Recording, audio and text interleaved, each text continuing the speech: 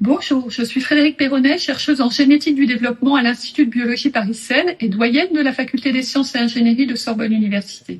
Bonjour, je suis Hyacinthe Travé, professeure en musicologie, chercheuse à l'Institut de recherche en musicologie et vice-doyenne à l'égalité et à la lutte contre les discriminations de la faculté des lettres de Sorbonne Université.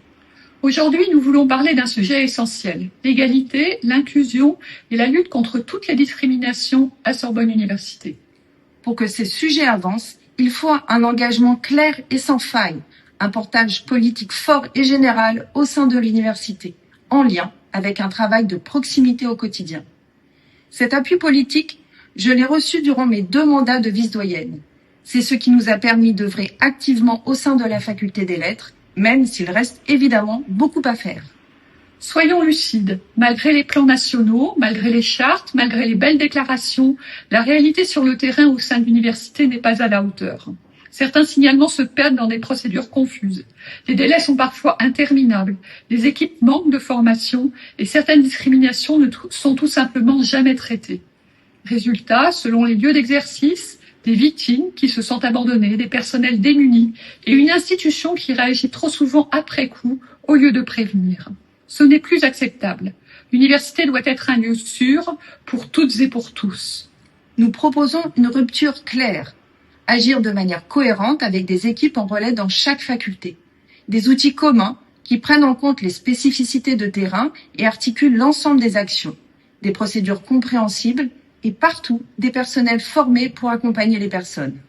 Et surtout, arrêter les effets d'annonce sans moyens. Le congé menstruel en est l'exemple parfait, une mesure forte, portée par la CFVU, mais rendue inapplicable faute de concertation et d'accompagnement. Ce n'est pas au service de porter la responsabilité des échecs de pilotage. Nous voulons aussi que toutes les discriminations et les situations de violence soient prises au sérieux. Sexisme, racisme, antisémitisme, islamophobie, LGBT-phobie, validisme. Et ce, quelle que soit sa position ou son rôle dans l'université. L'inclusion doit être une politique globale, articulant les politiques d'égalité, de diversité, de lutte contre toutes les violences sexistes et sexuelles et les discriminations, de prise en charge du handicap. Cela implique de renforcer les services handicap, égalité et lutte contre les discriminations, de soutenir les pratiques pédagogiques inclusives, d'adapter réellement les campus, sensoriellement, cognitivement, physiquement, et de garantir l'accès à la santé et au sport pour tous et toutes, quelle que soit sa situation.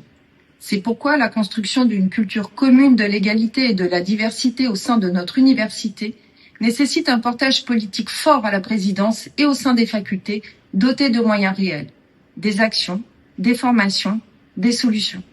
L'université doit être exemplaire et aujourd'hui, nous avons la responsabilité d'exiger plus et d'agir mieux. Parce que changer les choses, ce n'est pas seulement en parler, c'est le faire en prenant en compte la diversité des réalités de terrain. Sorbonne Autrement s'y engage.